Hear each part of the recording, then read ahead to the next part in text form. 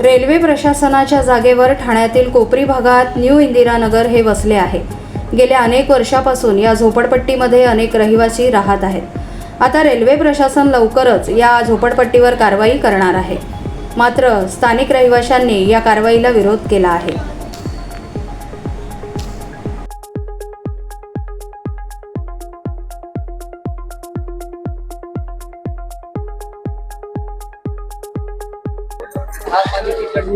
Railway प्रशासनाकडून RPF कडून या घरात 47 घरांवरती कारवाई करण्यात येते। मात्र जाहीर नोटीस देखील त्यांनी 15 दिवसाची बजावली। काय नाही हे जे न्यू इंदिरानगर हा जो परिसर आहे, गेल्या 45 वर्षापासून या ठिकाणी हे स्थानिक रहिवासी आहेत। यांच्याकडे तसे पुरावे देखील आहेत, परंतु यांच्याकडून वारंवार रेल्वे प्रशासनाकडनं यांच्या घरावरती नोटीसी पाठवणे, परंतु नोटीस पाठवतायत पण या ठिकाणी बहुतांश अनुसूचित जाती आणि अनुसूचित जमातीचे लोकांचे वास्तव्य आहे।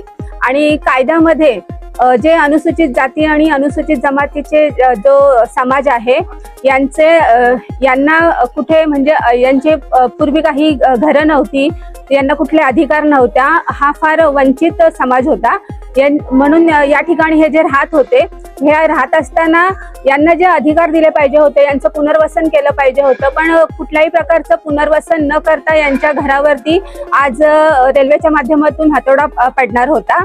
आणि यासाठी आम्ही भारत मुक्ती मोर्चाच्या माध्यमातून हे प्रकरण जेव्हा आमच्याकडे आलं, आम्ही रेल्वे प्रशासनाकडे वारंवार विनंत्या केल्या, या जिल्हाधिकारी साहेबांना, कलेक्टर साहेबांना भेटून यांची बाजू मांडली।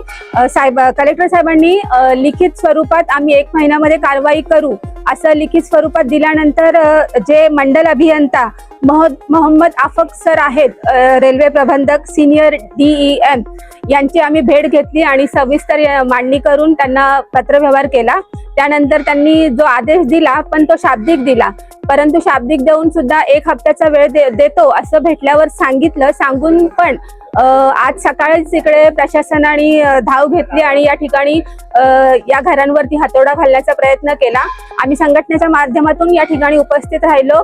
या ठिकाणी जे स्थानिक नगरसेविका आहेत त्यांनी हे सगळं थांबवण्याचं काम केलं आणि समस्त या ठिकाणचे रहिवासी आहेत यांच्या सगळ्या प्रयत्नामुळे आज या ठिकाणीची कारवाई थोडी थांबलेली आहे। 15 दिवसाचा वेळ दिलेला आहे।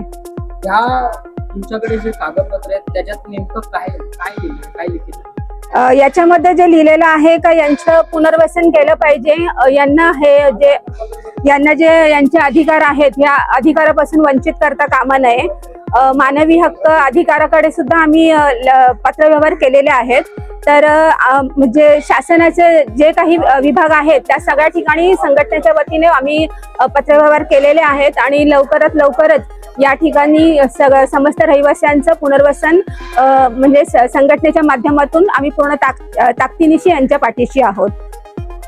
किती वर्ष झाले नेमक्या घराला? या घराला 60 वर्ष झालेले आहेत आणि 50 वर्षापासूनचे पुरावे यांच्याकडे उपलब्ध आहेत। धन्यवाद।